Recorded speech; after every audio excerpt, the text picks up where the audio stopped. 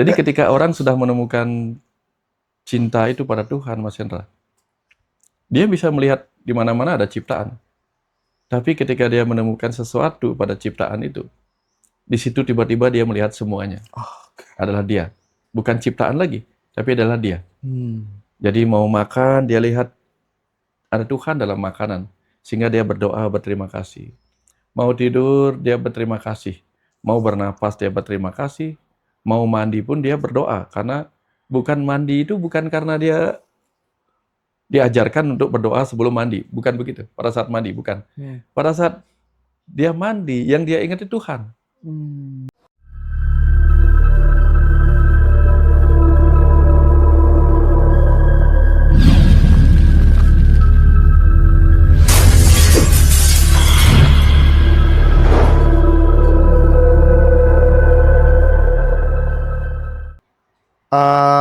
Kalimat ini relate banget dengan selama ini apa yang menjadi konsen dari Bapak Wayan Mustika, di mana-mana ngajarkan untuk kemudian kita benar-benar tanpa pamrih membangun hubungan dengan Tuhan itu gitu. Nah, bagaimana respon Pak Wayan merespon kalimat dari Robiah Al-Adawiyah ini? Atau saya balik sama Mas Hendra. Ketika Mas Hendra dulu mencintai istri yang sekarang, sepanjang perjalanan itu pasti ada banyak tempat yang kadang menjengkelkan, tempat yang kadang begitu indah. Gitu.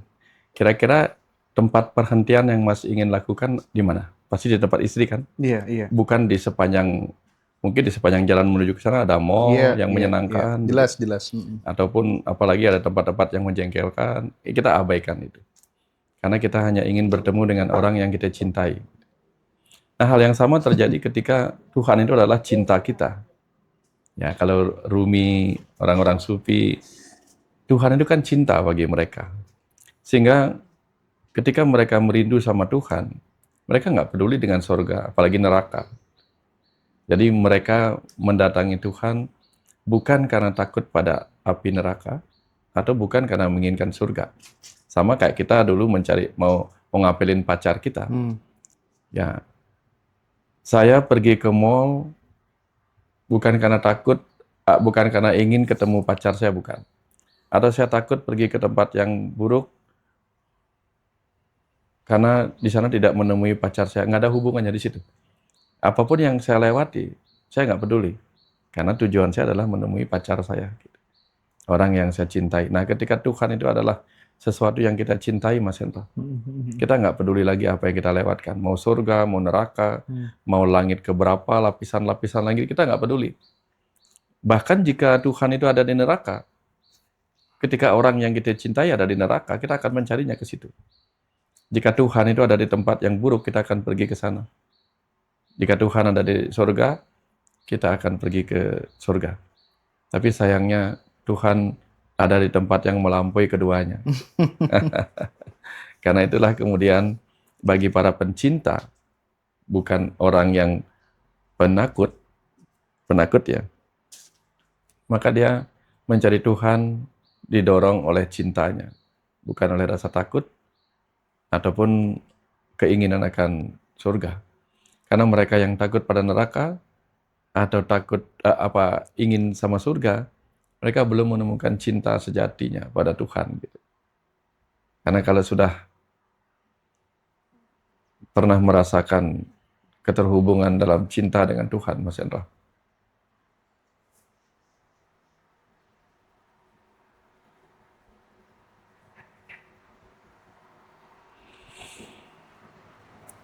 yang ada hanya keheningan yang membahagiakan tapi tak terjelaskan, Mas Hendra. Ketika sudah pernah disentuh atau bersentuhan dengan cinta Tuhan,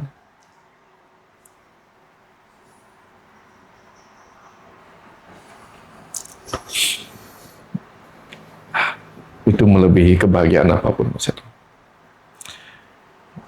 Melebihi cinta pada apapun. Ya, tak terjelaskan. Ya, itulah pentingnya mengalami ketuhanan gitu ya, Ya. Pak Wayan ya. Sulit terungkapkan dengan kata-kata. Ya. Tapi lebih lanjut ya, seperti yang disampaikan Robiah itu, ketika kemudian kita mulai meninggalkan motif pahala, motif dosa gitu ya Pak Wayan ya. Ya. Jadi sebenarnya manusia itu benar-benar bisa mencintai Tuhan secara murni atau tetap membutuhkan umpan spiritual untuk menuju cinta sejatinya gitu. Sederhananya kayak gini Mas Hendra. Dulu ketika kita mencari pasangan kita, pasangan jiwa kita lah, soulmate kita, pacar kita, kita kan bukan menginginkan apa-apa. Kalau yang sejati ini, oh saya mau pacaran sama dia karena dia kaya, bukan. Yang kita inginkan dari dia, orang yang kita inginkan itu, cuman tatapan mata aja. Lebih dari itu mungkin pelukan. Tapi sesuatu yang menggetarkan itu yang kita ingin rasakan ketika ketemu soulmate kita. Itu soulmate yang kira-kira masih setara lah dengan kita. Yaitu sama-sama jiwa manusia. Kebayang nggak Mas Hendra, rasa yang lebih besar ketika jiwa alam semesta kecil mencintai jiwa alam semesta yang lebih besar. Kita ketemu pasangan hidup kita yang sama-sama jiwa semesta kecil aja sudah getaran cinta itu saja sudah luar biasa. Sehingga ketika kita mencarinya dalam bentuk cinta itu, yang lain-lain sudah nggak penting lagi. Pahala, dekat saja sudah, ya bisalah dibayangkan coba. Bayangkan ketika kita pacaran gitu aja sederhananya. Luar biasa kan rasanya. Getarannya berbeda. Dapat sentuhan sedikit saja sudah. Benar nggak Mas Hendra? Kita tatapan sedikit aja sudah. Wah, gitu. Mas Habib ini yang lagi pacaran. Nah, bayangkan kalau kita disentuh sama jiwa yang agung gitu, Mas Hendra. Yang lain-lain sudah nggak penting. Ya. Ada ketakutan. Kalau kita bawain sesuatu buat pacar kita, takut ditolak. Sementara jiwa yang itu tidak pernah menolak apapun yang kita persembahkan. Kebayang nggak Mas Hendra? Perjumpaan, getarannya kayak apa gitu. Wah, susah dibayangin. Susah diceritain Mas Hendra. Gimana kalau misalnya, karena kan, ini kalau aku lihat teman-temanku dulu ya Pak Wayan ya, yang pernah belajar di pesantren itu kan, dia kemana-mana pengen menemukan Tuhan gitu ya. Mencari Tuhan gitu. Nah, di dalam beberapa ajaran Thorikot itu Pak Wayan, beberapa murid yang sudah levelnya udah tinggi gitu, dia itu ditunjukkan sama si mursyid wujud Tuhan yang benar-benar hakiki gitu, yang sejati gitu. Iya, bahwa semuanya adalah manifestasi atau ciptaan atau cipratan ilahi gitu. Tapi yang sejati itu, si mursyid itu mengatakan ini, kita benar-benar berenang-renang di dalamnya, ini kita dilingkupi sesuatu olehnya gitu kan, dan bisa kita saksikan dimanapun karena semuanya terlingkupi oleh ini gitu. Dan kayaknya ya ini ya tidak berawal dan tidak berakhir, dan dia kekal dan dia berbeda dengan makhluk gitu. Nah, di saat kemudian kita bisa menjadi atau kemudian menemukan sebuah kesadaran ruang seperti ini gitu Pak Wayan, kan kita bisa menjadi ruang buat emosi, ruang buat pikiran kita, bahkan ruang buat tubuh kita, bahkan ruang buat banyak orang, sehingga kita akan membiarkan orang lain apa adanya, bahkan menjadi ruang buat bumi, rembulan, matahari, dan lain sebagainya gitu. Bagaimana kalau ada orang menemukan ketuhanan dari perspektif ini, menurut Pak Wayan seperti apa? Ya enggak apa-apa Mas Hendra. Karena begini Mas Hendra, sebagai laki-laki, kita pasti ingin ketemu seorang wanita yang kita cintai. Sepanjang hidup kita mungkin sudah sering menemukan wanita. Di mana-mana kita ketemu wanita, Mm. Tetapi wanita yang menyentak hati kita, yang menggetarkan kita itu kan mungkin cuma satu. Beda kan? Iya, iya, Kita iya. melihat wanita di mana-mana. Tapi wanita yang menggetarkan hati kita berbeda dengan wanita yang kita temui di mana-mana. Mm. Wanita mungkin melihat laki-laki di mana-mana. Tapi laki-laki yang bisa membuat dirinya bergetar, berarti yang dia lihat bukan lagi laki-laki, tapi sesuatu yang ada di dalamnya. Maka ketika cinta ketemu cinta, lagunya seperti ini Mas Hendra. Mm. Aku mau makan, ingat kamu. Aku mau mandi, ingat kamu. Kan begitu lagunya. Mau tidur, ingat kamu. Itu Jadi, lagunya siapa sih? Maya Estianty ya? saya lupa. Aku mau makan, ku ingat kamu. Itu ya. Iya. Jadi ketika orang sudah menemukan cinta itu pada Tuhan, Mas Hendra, dia bisa melihat di mana-mana ada ciptaan. Tapi ketika dia menemukan sesuatu pada ciptaan itu, di situ tiba-tiba dia melihat semuanya. Adalah dia. Bukan ciptaan lagi, tapi adalah dia. Jadi mau makan, dia lihat ada Tuhan dalam makanan. Sehingga dia berdoa berterima kasih. Mau tidur, dia berterima kasih. Mau bernapas, dia berterima kasih. Mau mandi pun dia berdoa. Karena bukan mandi itu bukan karena dia diajarkan untuk berdoa sebelum mandi. Bukan begitu. Pada saat mandi, bukan. Pada saat dia mandi, yang dia ingat itu Tuhan. Maka dia berdoa. Bukan karena dia mandi maka dia ketemu Tuhan. Bukan karena dia mau bertemu Tuhan maka dia berdoa dalam mandi. Tidak. Karena dia sudah bertemu Tuhan maka dia mandi dalam doa. Air pun dia lihat Tuhan yang akan membersihkan seluruh dirinya. Kalau orang Bali kan melukat ya. Menatap cahaya matahari, dia melihat cahaya Tuhan. Gitu. Karena apapun yang dia lakukan, yang dia ingat Tuhan. Gitu. Itu. Tapi itu kan cinta, tanda petik. Ini sufi punya nih. Sufi punya. Tapi kalau kita mengalami seperti itu, bukan seorang sufi pun kita mengerti apa yang dialami seorang sufi. Gitu. Ya, seperti itu Mas Hendra. Pak Wayan, saya ingin kembali ke soal tadi ya, dunia modern kita kan mengubah ibadah itu menjadi transaksional gitu. Ya. Jadi sorry to say bahwa doa untuk rezeki, sedekah untuk keberlimpahan, untuk keberkahan gitu ya. Bagaimana cara kita bisa bisa kembali pada spiritualitas yang tidak transaksional, ya, tanpa kehilangan makna lahiriah dari agama atau sistem kepercayaan yang kita anut. Ya. Kita sebenarnya bukan tentang kembali Mas Hendra, tapi bertumbuh. Contoh nih, ketika dulu kita SD kan kita belajar karena ingin nilai. Kita ingin lulus. Kalau nggak lulus dimarah. Atau dipermalukan di depan kelas. Atau ingin menjadi orang yang hebat ketika dapat juara. Itu ketika kita, itu ketika kita masih level bawah belajarnya. Tapi kapan ketika kita sudah dewasa, bertumbuh, kita belajar karena kita ingin tahu.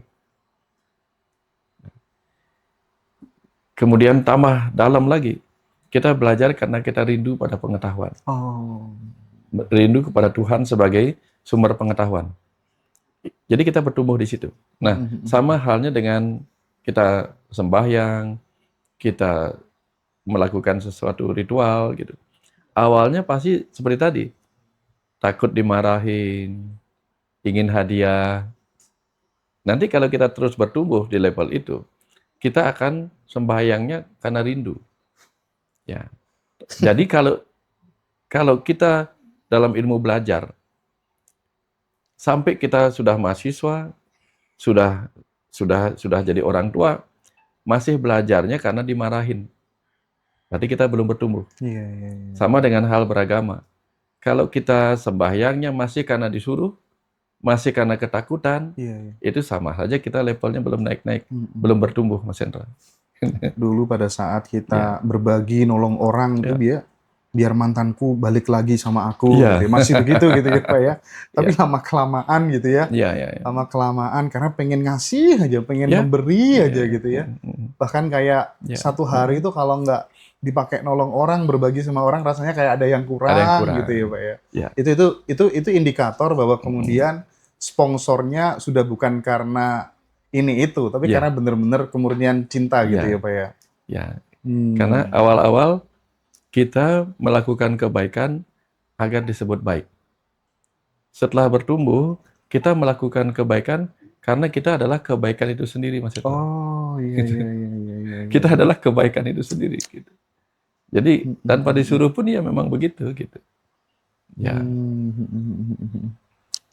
Jadi melampaui surga dan neraka gitu ya. Tapi kan Ya. memang fitrahnya orang itu sebenarnya kan penuh dengan kebutuhan, penuh dengan keinginan gitu ya Pak Wayan ya. Ya. Tapi sebenarnya ketika kemudian kita bisa melampaui itu semuanya, melampaui pahala dan dosa, melampaui surga dan neraka, itu memang sebenarnya sebuah kesadaran tertentu gitu ya. Persis, Mas Eko. Karena kita mau bertumbuh terus gitu ya. Ya. Kita anggaplah kita menjadi tower atau toren air gitu. Terus bagaimana kita bisa memberi kalau kita nggak berkecukupan? Kalau kita sudah berkecukupan bahkan berlebih, maka ada keniscayaan bahwa kita akan berbagi. Ada keniscayaan.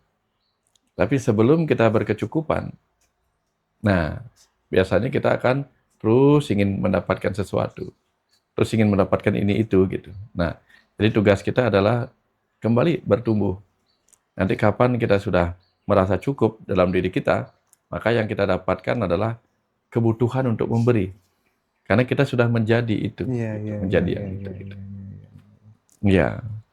Sama dengan kepompong atau ulat bertapa menjadi kepompong. Setelah dia jadi kupu-kupu, dia nggak usah lagi bertransformasi menjadi kupu-kupu. Karena dia sudah kupu-kupu itu sendiri. Jadi ketika kita masih baru belajar, kita belajar spiritual. Kita belajar menjadi makhluk spiritual. Sampai suatu ketika kita sadar bahwa, lah, aku ini makhluk spiritual. Gitu. Yang sedang belajar menjadi itu, bukan want to be, but how to be. Bagaimana menjalankan itu sebagai diri kita yang spiritual. Gitu. Iya, tapi mungkin sebagai pertanyaan terakhir barangkali, ucapan atau ungkapan yang disampaikan oleh Robiah Al-Adawiyah ini sering disalahpahami, dianggap sebagai sesuatu yang ekstrim, dianggap sebagai sesuatu yang sesat gitu ya. Disebut ini sebuah penyimpangan spiritual dan menolak ajaran agama secara utuh gitu ya. Apa ya bahasanya ya? Ini menolak ajaran agama secara kafah gitu. Saya masih ingat sih dulu ya orang-orang yang ekstrim kanan tuh selalu bilang begitu gitu. Nah, bagaimana Pak Wayan memandang hal seperti ini gitu? Kadang beberapa orang tuh suka tenggelam di zona nyaman. Dia nggak tahu bahwa ada kenyamanan yang lebih besar dari itu. Gitu. Ada orang ingin diberi sesuatu oleh orang kaya. Dia sudah merasa senang di situ. Sementara yang satunya lagi mengajarkan, ayo kita kaya. Menjadi kaya itu kan tugasnya berat, Mas. Sementara kalau hanya meminta pada orang kaya kan lebih gampang. Sama seperti kalau kita mau minta pahala, entah surga dan menghindar dari kelaparan neraka, itu mungkin sudah terbiasa bagi mereka. Tapi begitu disuruh menjadi orang kaya itu sendiri, sumber kebahagiaan itu sendiri, mungkin agak berat sehingga dia pikir yang mengajarkan menyatu dengan kebahagiaan itu dianggap sesat. Gitu. Ngapain jadi orang kaya? Kan kita harus mengizinkan orang kaya memberi kita sesuatu. Itu mental-mental orang yang tidak ingin jadi kaya. Nah, orang-orang di jalan sufi, jalan hakikat, jalan ma'rifat itu kan, saya ingin menjadi itu. Untuk bisa memberi. Bukan ada di bawah untuk mendapatkan pemberian berupa pahala surga. Saya kalau begini nanti dihukum. Saya takut hukuman dan saya ingin hadiah surga. Tapi yang gini, nggak usah. Baik-baik aku pemilik surga itu sendiri kan gitu. Aku sumber surga, sehingga kalau aku bisa membuat surga, maka aku bisa membuat lebih dari itu kan. Nah, jadi orang-orang yang ingin lebih itu kan kadang-kadang menjadi orang yang unik, unik bagi kelompok-kelompok yang biasa, gitu. Sehingga itu akan dianggap sesat. Nah, jadi yang terpenting adalah maklumi saja. Kalau saya memaklumi yang itu, memaklumi dalam arti dia belum mencicipi aja yang lebih dari itu. Gitu. Nah, kalau sudah pernah mencicipi, maka seperti Mas Chandra bilang tadi itu, kalau pada akhirnya kita bisa berenang di lautan yang berombak, menikmati luasnya samudra, bisa menyelam di terumbu karang, kenapa cukup berenang di kolam-kolam? Ya, Oke, kenapa oke. hanya menikmati akuarium kalau bisa menyelam di samudra itu sendiri? Gitu. Tapi